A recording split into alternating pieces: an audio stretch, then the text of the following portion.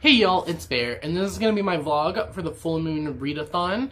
It is currently August 6th. The full moon readathon starts on the 7th.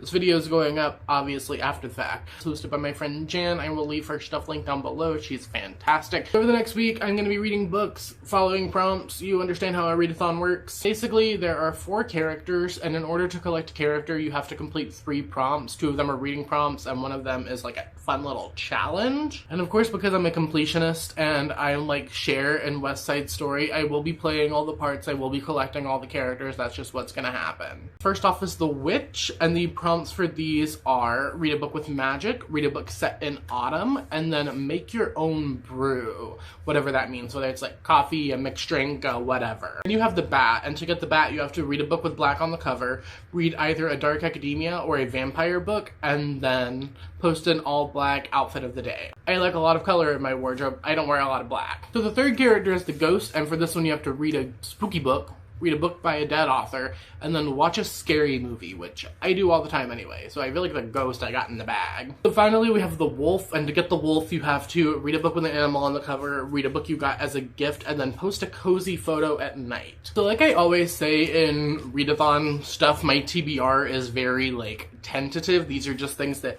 I know that I have that fit the prompts that I may or may not end up reading throughout the week, but I'm going to show you like 5 books that I want to read this week, and then we're just going to read and do the prompts and have a good time. So first up I have Monsterland by Michael Philip Cash, and this one is about a group of 3 boys who get into this theme park. And in this theme park they have real zombies, werewolves, and vampires. And then the back of the book just says, what could possibly go wrong?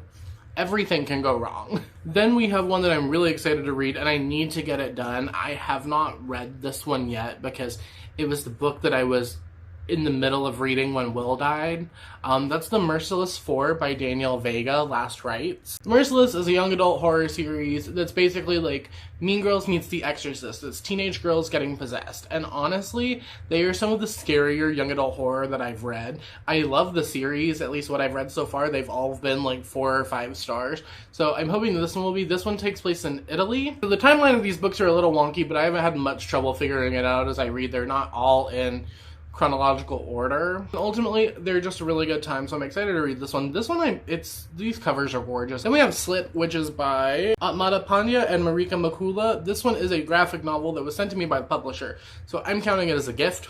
I feel like I can do that. And it's about a girl who is attending a summer art program whenever her best friend attempts suicide. So it's about like grief and confusion and coming of age and all of the angsty stuff and all of the like really deep personal stuff that comes along with, you know. I also really think that the use of color in graphic novels is really interesting. This one's got a lot of blues and pinks, and that one's very clearly like my wolf book, right? Because there's a wolf on the cover. Next we have one that I'm actually reading for another video, but I am reading it this week, and it does fit some prompts. That's Ring Shout by P. Jelly Clark. This one is also a novella, so it's very quick, very short. This one is a historical horror fantasy novella. It follows a group of resistance fighters who are trying to take down the Ku Klux Klan.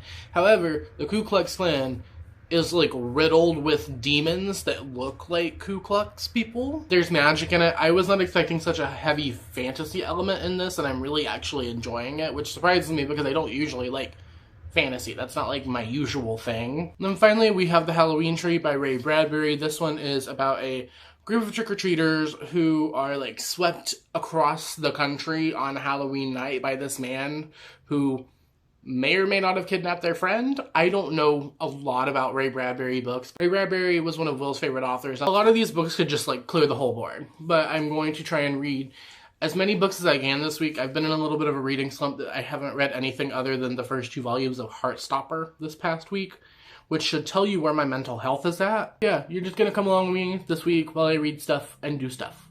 So yeah, I will update you tomorrow when the readathon actually starts. We'll probably be at past midnight though, so you're getting an update like within the next 24 hours. Okay, cool, bye. I'll see you in a second. So it is now like 1:30 in the morning of the first full moon readathon. Why did I start this late? I was watching Fear Street movies. I was watching all 3 of them tonight, and I finished the last one about 12:30, and then I like ate stuff, so I'm starting a little bit later than I thought I would. But regardless, I'm here with the first book I'm going to be reading for this video. That is Slip. That's going to check off the reading prompts for the wolf character. And yeah, I'm just going to knock it out really quick tonight.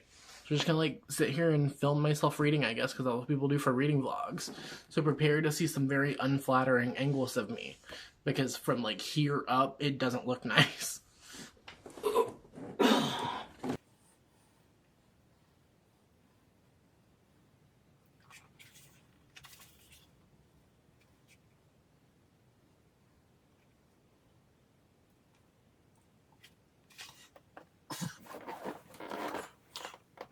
Okay, we're literally 3 pages in, and they're already like, your best friend attempted suicide. Right there.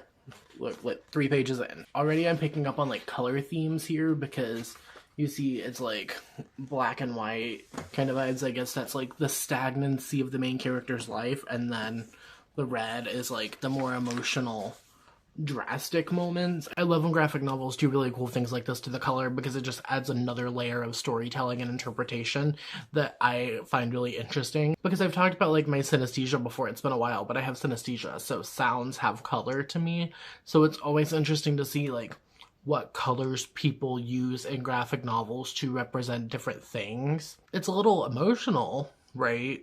But I'm liking it, and I think it'll be a good exploration of grief and stuff like that. So I'm gonna finish this up tonight, and then I'll update you when I wake up tomorrow, probably. I'm supposed to go meet with my mom, and we're gonna go try this new Italian place. So this is the outfit for today. It's not my all black outfit, but I wanted to get a little cute. This shirt's a little small on me. Like, you can see like right at the top of the shorts is where the last button is. I wanted to like tuck it down and do some stuff. I have like a belt. Don't have any shoes picked out. But I tried to fix my hair today, and I think it looks cute. Kind of like a half up, half down thing. I don't know. I just wanted to get dressed cute and see if that helped at all for anything. Personally, I would wear sweatpants every day if I could, and I have been. But let's talk about Slip, because I finished it last night. Here's the thing about graphic novels. I figure out 2 different ratings and then give it like the average based on that. So for me, the art in Slip was a 5, the story was a 3. I really like the aspect of exploring your pain through your art, because that's where so much great art comes from, is pain. I do also like the explorations of grief and understanding that, you know, like, people change, friendships have boundaries, things you need to respect, even though that's hard sometimes. I liked all of that. The romance was cute. However, I feel like this should have been a little bit longer just to tie everything up really nicely. And I understand that, like, you don't always get closure with grief. You don't always get closure. So maybe that was the intention with this. But for me, I wish it would have just been like, not even 100 pages, just like another 25, 30 pages. However, the art and the use of color and the exploration of emotion through color and all of that was gorgeous. The art's a 5, the story's a 3, which means overall the book is a 4. My mom's gonna be here in like an hour, and we're gonna go get food. It probably was not a great idea to wear a white shirt going to an Italian restaurant, but I'm already dressed and I already feel kind of cute, so we're just gonna go with that. Next up, I'm just gonna go ahead and read Monsterland by Michael Phillips Cash. I originally wanted to save this for later in the year, but now that I'm like intrigued enough by it, I think I might just go ahead and read it. It's also pretty short, and there are a lot of pages that are just like half blank because of chapter breaks and stuff. So it shouldn't take that long to read. I'll update you. This one will actually knock off quite a few. This has a lot of black on the cover. Read a dark academia or vampire book. There are vampires in this, even though it's not primarily vampires, I think. It's also spooky. So there we go. 3 more prompts knocked off. First day.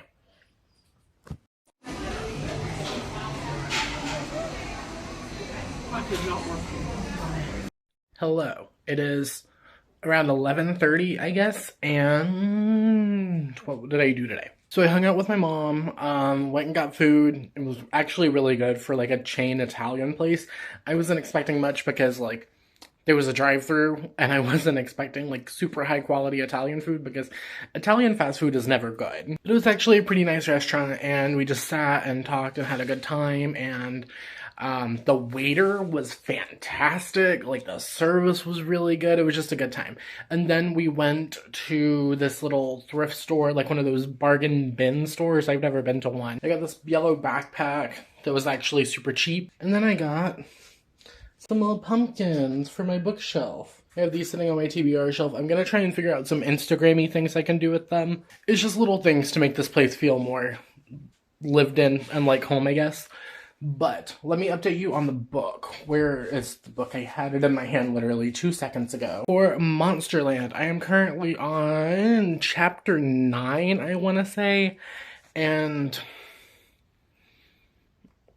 so in this book we're following, as I said earlier, it's like this theme park with monsters. There's vampires, there's werewolves, there's zombies. And this man is the one who like owns the theme park, right? Our protagonist, named Wyatt, meets the owner of the theme park at this like burger restaurant, right? He gives him a free burger because he thinks he's homeless. And in return, the man who is plot twist the theme park owner gives him and everyone in the restaurant free like presidential class tickets so they can see everything behind the scenes. However, this man is the protagonist's like idol. Like he looks up to him so much, he thinks he's like iconic. And then compares him to P.T. Barnum and Donald Trump. There's also like a strange attempt at social commentary that I don't think is really working because none of the monsters are actual monsters. So yes, they're vampires, yes, they drink blood, but vampirism is transmitted through sex. And the reason that the vampires are an endangered species, I guess, is because of like new diseases and blood diseases and skin cancer and stuff like that. Then you have the zombies. I think this was written pre-COVID, and the zombies are all part of a plague. You become a zombie by being infected by the plague. Pretty standard zombie apocalypse, but it specifically talks about it being like a pandemic and quarantining and how the world is different now. And I don't know, it was just like an interesting insight looking back after being like in a real pandemic, not a zombie pandemic. Basically, the zombies become zombies through a bite, any transmission of body fluids, but the bite is most common because the zombies aren't dead. They just have a craving for meat, for flesh. That doesn't have to be people. It's just that humans are the most common and accessible animal for them to eat. Thirdly, werewolves. We open the book with a perspective from a werewolf because we do get multiple perspectives in this book. And they're like eating a rabbit, having a good time in the Florida Everglades. And then in come this group of explorers. Werewolves are described as indigenous to America, right? Vampires are everywhere. Zombies, worldwide outbreak. They're opening up like 7 parks across the world. Werewolves are specifically indigenous to America. I'm not saying it's an allegory for Native Americans, but it feels like it might be. And I just don't. Taking into context the Donald Trump comparison, these minority groups being corralled into this theme park that is literally described as looking like Auschwitz. Like, they straight up say, this looks like Auschwitz. Like, the entrance to the theme park, the protagonist says, this reminds me of a Nazi concentration camp. The areas that the zombies are corralled into are specifically referred to as internment camps. So this book could either go in a very, very good direction in which we are doing social commentary on the way that a manipulative man who is compared to P.T. Barnum and Donald Trump is treating people who are allegories for minorities in, like, regular human non-literature society, or it could go very badly, and you see where I'm getting at. So I'm going to keep reading it. I will let you know my thoughts. I was very excited to read this book, but now I'm not so sure. I'll update you tomorrow. Oh my god. What have I gotten into? It's the next day. I finished Monsterland. My thoughts on it are it is an interesting concept with a mediocre execution. The writing style felt very clunky and awkward, and I wasn't a huge fan of it. It was hard to keep the characters straight, and that's coming from someone who loves the full cast of characters, mainly because I didn't feel like there was much definition between the characters. My concerns about the Trump P.T. Barnum thing were, I made it very clear earlier. But it does show him later in the book as the villain, like he very much is the bad guy. Everyone is, aware that he is a bad person for doing these things, and getting the perspectives from the werewolves to zombies, the vampires really shows you that, and it talks about the way that they're constantly mistreated. Personally, like I said, I'm choosing to interpret it as a representation of marginalized communities and how they are taken advantage of and exploited and exterminated by larger government powers. Specifically the vampires. Like, the vampires, for me, are just 100% a representation of queer people. It says that they were very big in the 80s, you know, huge boom in the 80s. And then in the 90s, they all started to slowly die off, whether that were due to religious persecution, blood diseases. With the vampires and their role in the park, there's a lot of focus on their fashion, and a lot of it takes, you know, different eras and aesthetics and stuff, but the vampires, I think, would mainly be associated with the punk rock metal aesthetic, which a lot of queer influences exist in that, like, heavy metal punk aesthetic. Queerness is a counterculture, and so is heavy metal and punk rock. So it's a really interesting exploration of that. I just don't think it was successful, not in the execution of the concept, but the technical execution of the writing, if that makes sense. I found it pretty predictable. I called all the plot twists. I just think it wasn't the best thing. I took notes while I was reading this, and I could honestly do a full review video just about my mixed opinions on this book. If you would like to see that, let me know. Ultimately, it was a 3-star book, though, because for me, the worst thing that you can do for horror is bore me. I would much rather drastically hate a book than just find it to be boring. So let me know if that's something you're interested in. Like I said, 3 stars. I was originally not going to count this book for the vampire prompt because I wasn't sure how heavily the vampires are featured in it, but they are featured quite heavily in the book. Kind of want to go ahead and read the Merciless, so I'll probably do that. It's a very nice day outside right now, so I'm going to read outside for a little bit in the little swing that we have under our tree. So that'll be nice. And then tonight I'm going to try and watch a scary movie. Just going to keep moving on with the week. I'm very tired, though. Like, I am emotionally just at a 0. I'm worn out.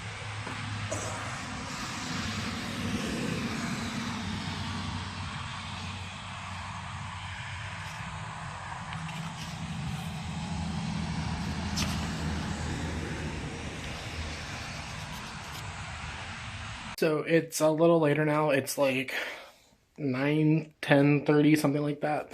And I've been reading The Merciless pretty much all day since we got home. I'm not loving it as much as the other ones so far. 150 pages in, and we're getting a lot of back and forth, alternate timelines. We're getting our protagonist, whose name I can't remember right now. I literally just put the book down and I can't remember her name.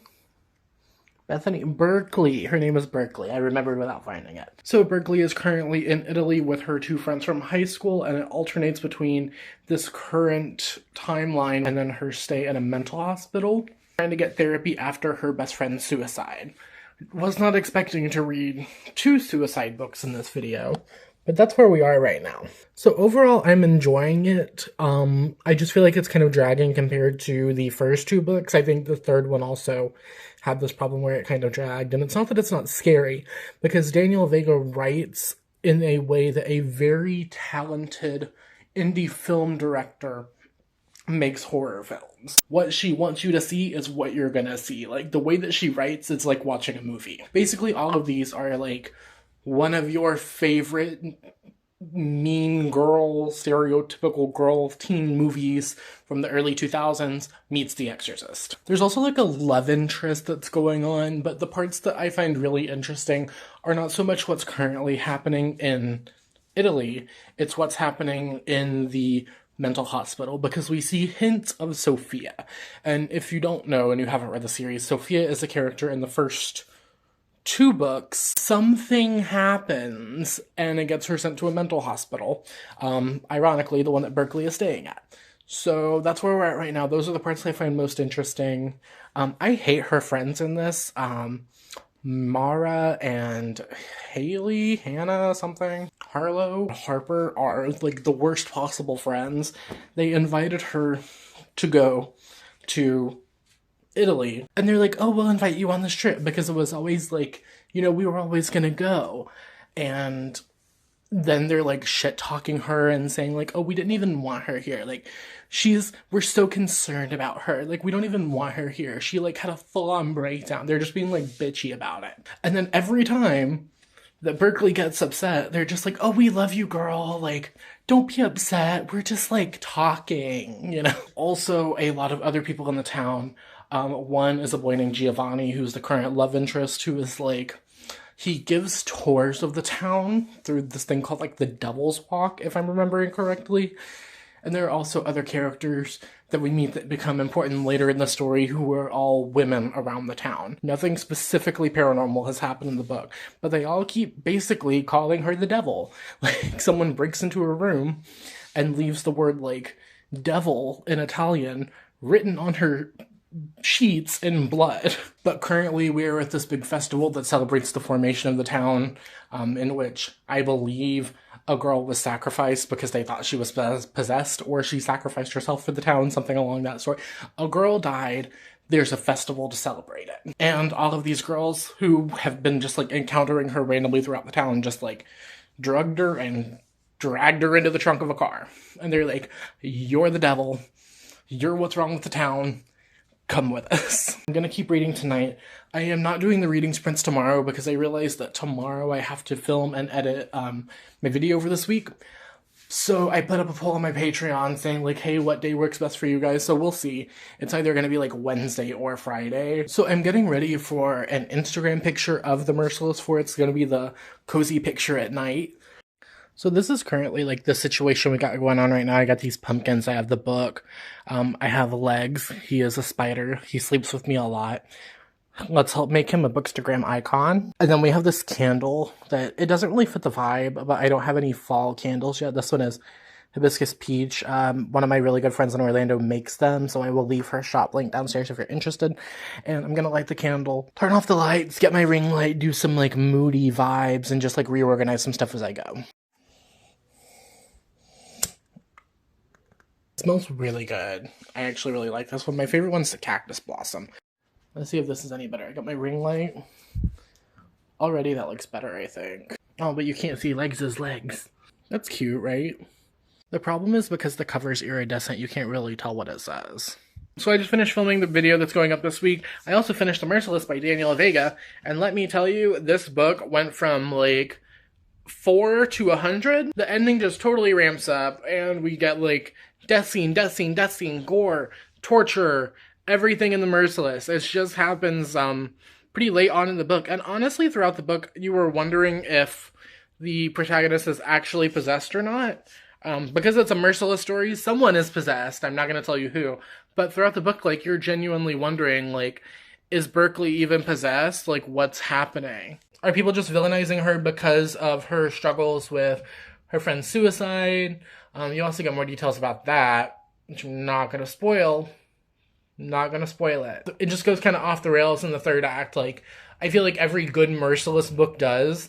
I feel like every time I read them, I'm like, oh, when's stuff going to start happening? And then it starts happening, and I'm like, oh, here we are. So I'm going to give it 4 stars. I really enjoyed it. It's thunderstorming right now, and the power keeps flickering every now and then. So I am going to take a break from vlogging for a bit. And I'm either going to read Ring Shout or The Halloween Tree next. I might go with The Halloween Tree because it just knocks off all the prompts and I'll be done with reading prompts. But it's only like 3 days into the readathon, so I am just going to keep vlogging for the rest of the week. Also, the photo last night, I realized all of them were fucking blurry. I found one picture that was not blurry, but I did end up posting it. It's cute. I'm happy with it.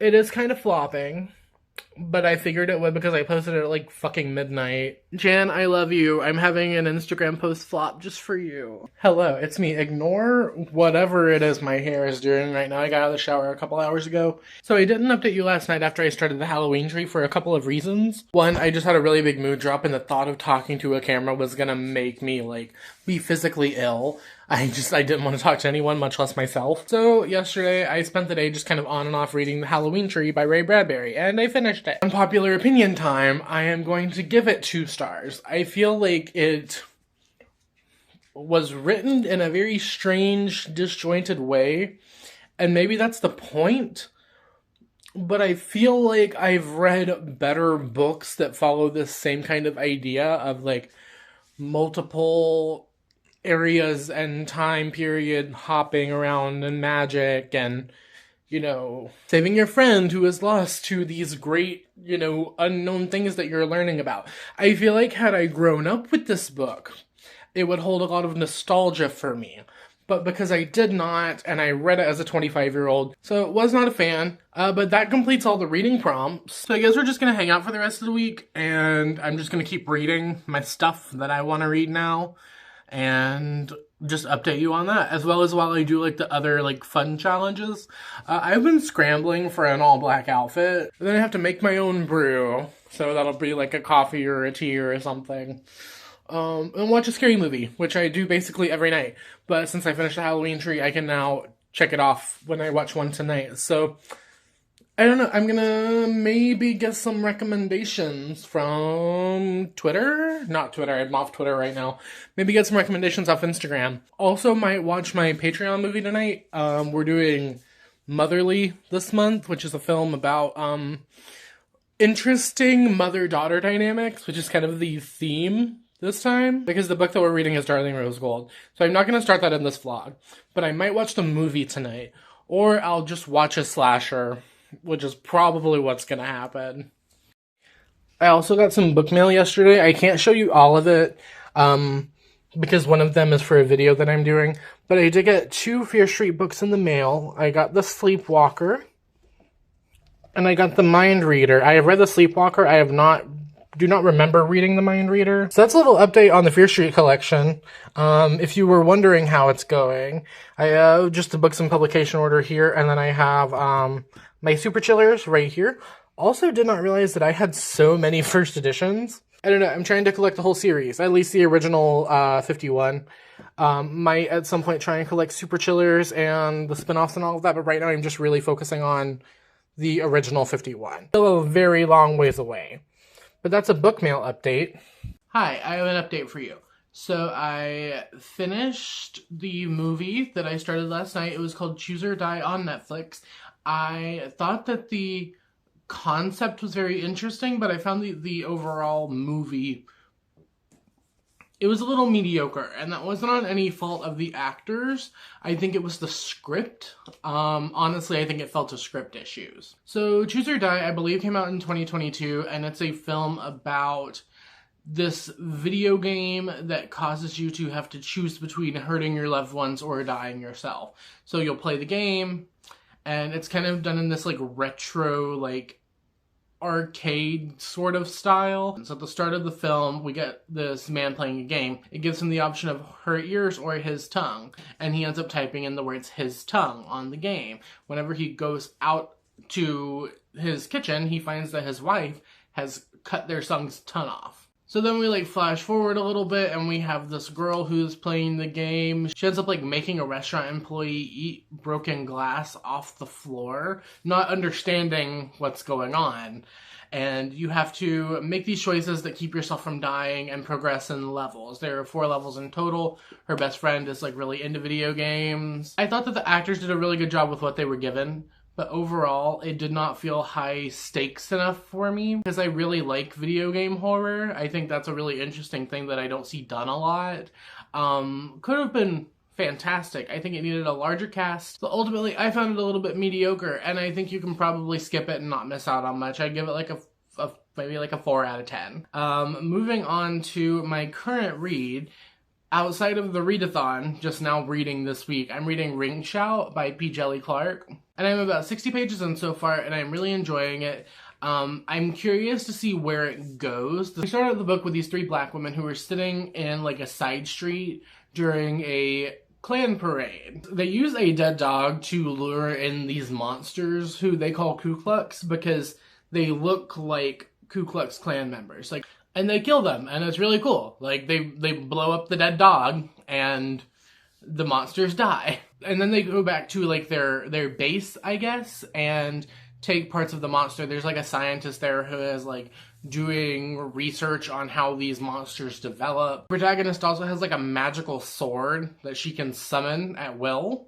I just think it does a really interesting and well-executed job of weaving, like, you know, real historical events with monsters and magic and African spirituality. I'm really enjoying it so far. Currently it's sitting at like a 4 or 5 star. I also know that this author has a bit of a backlist, but from what I understand, primarily writes in the fantasy genre. So if you've read anything else from P. Djeli Clark, let me know if you think I would like it. So I'm just gonna chill out and have a lazy day and read. It's raining again. It's been raining like every freaking day this week.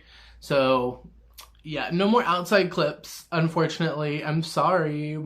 Hello, it is the next day. I have now finished Ring Shout. I really enjoyed it. 5 out of 5 stars.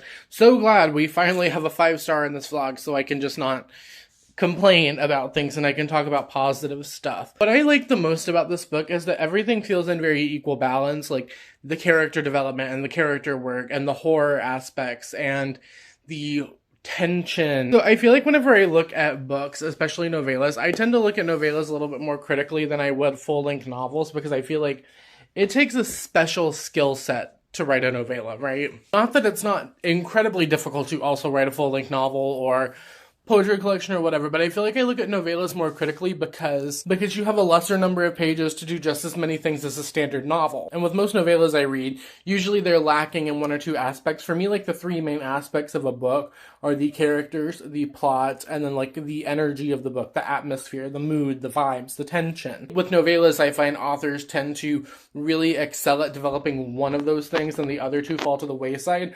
Ring Shout did everything. It did everything perfectly. I consider this a perfect book. So I did hop on for Jan's sprints a little bit last night, and then today are my sprints. They're going to be from like 10 p.m. to midnight. I want to get one more book finished by the end of this vlog, so I can do like 6 books this video, which is a lot for me. I'm in the middle of a couple. I think I'm going to do Hell Followed With Us by Andrew Joseph White. I have been in the mood for some good dystopian science fiction with religious undertones. I did a video recently where I talked about Angel Fall by Susan E., that series, and this book gives me kind of the same energy and like genetic experimentation, body horror, and religion, and everything tying together. Like where I'm at with Hell Followed With Us, it gives me the same incredibly specific genre energy as Angel Fall. Sorry, my lighting is terrible right now. I'll update you in a bit, probably when I start my reading sprints, and I'll just like take a couple clippy dippies for you, and we'll just talk. Okay, so I just got done with the reading sprints. I read 150 pages of, oh, Jesus. Oh, God. I watched the new It the other night, and I hung up this backpack with my hat thinking like, oh, that's cute, right? Every time I catch a glimpse of it out of the corner of my eye, I think it's Georgie and his little rain slicker, and it freaks me the fuck out. I read like 150 pages of Hell Followed With Us. It's so good. Like, so good. So I would say if you liked Sorrowland by River Solomon or Dirty Heads by Aaron Dries, check out Hell Followed With Us. Religious cult similarities it has with both of those books are like becoming the monster, becoming the entity, it being a part of you, but it bears so many similarities to Sorrowland in the fact that you have a trans person who is becoming a monster, quote-unquote monster, based on their religious compound forcing them into something. With Sorrowland, there's a different kind of nuance to that because the author and the protagonist are both Black. And clearly we can't compare the experience and say it's an identical experience between a Black person and a non-Black person. I think that like if you liked the basis and the execution of Sorrowland, where I'm at right now with Hell Followed With Us, you would really like it. So I appreciate the fact that despite this being a book about Christianity and the Christian end times, the Christian apocalypse, we do get characters who are of other... Jesus, I just scared...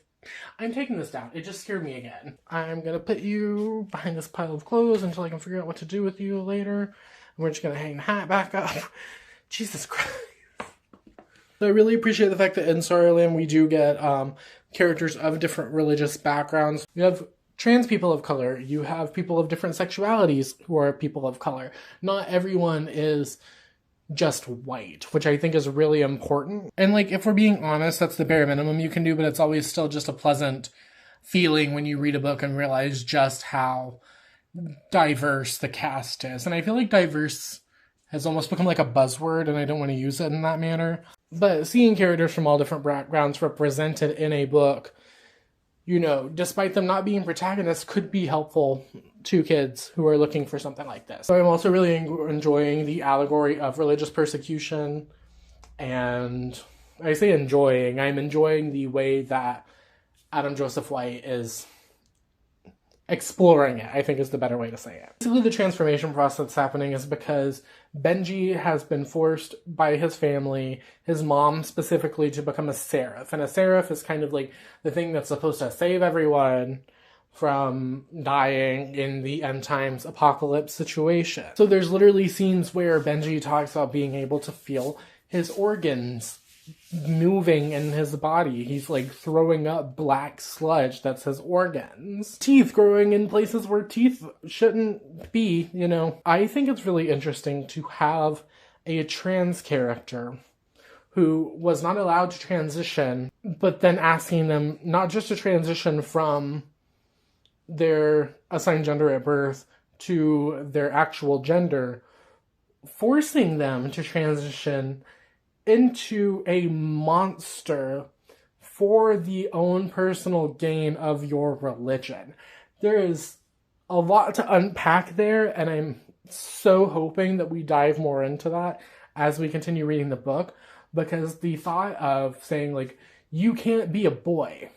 We're not going to let you be a boy, but we can let you be this terrifying thing that is going to kill you for our own good. Like, tell me that's not a pseudo-Christian in a nutshell. And also, I'm not shitting on all Christians. I'm not saying all of you are transphobic or anything like that. A lot of the Christian religion, though, has been politicized and manipulated due to racism. For example, like, abortions are not, and it doesn't say anything in the Bible about abortions. Christians didn't believe that abortions were a sin until Jimmy Carter tried to get elected a second time, and racist people were like, oh, if we manipulate the Christians into thinking abortions are a sin, they won't vote for a Democrat, because they wanted to keep schools segregated. That's just one example. Also, homophobia. That was not in the original Bible. That was translated for a political agenda. So many things. I could keep going, but I'm not going to. I'm going to cut it off here. Really enjoying the book. Think you should probably read it, but I will withhold saying that until I actually finish it. Also, I decided to go with this as my black outfit of the day. So we've got my Team Rocket shirt, Jesse James, and then just black shorts. I'm not posting a picture of this on Instagram because I look like shit, but I'm including it in this vlog. Alright, time to wrap this shit up. I have lemonade here. It's really good. I don't know if you can see it, but which prompt complete, so that means I've done all the prompts. I did actually end up finishing Hell Followed With Us, and I loved it. 5 stars. Did everything I wanted it to and more. Now, I've read a lot of good books this year, but I think Hell Followed With Us, I want to say it's going to be on my best books of the year list, but I've read so many good books this year. I really do enjoy books with religious commentary. I think, like I mentioned, that comes with, like, being brought up in a very conservative religious area. Also being trans in a very conservative religious area. And I think that ultimately, this book, yes, is about religious trauma in a bunch of different ways, but it's also about, like, finding people who accept you no matter what, and understanding that change is going to be detrimental to you, but you always have the capability of taking back your power. Next 5-star I read was Ring Shot, which was really good. It has a really good blend of, like, historical elements and a historical setting, as well as spirituality and fantasy horror. I want to make it clear, though, that, like, the spirituality and the fantasy are 2 separate aspects. I hate whenever people are talking about a book that has, like, spirituality in it, and they're like, oh yeah, it's fantasy. Like, no, that's just the character's spirituality. And the horror was really good. The cosmic horror, the body horror, I loved it. Yeah, Ring Shot was also 5 stars. Halloween Tree by Ray Bradbury was 2 stars according to Goodreads, and the ratings on Goodreads.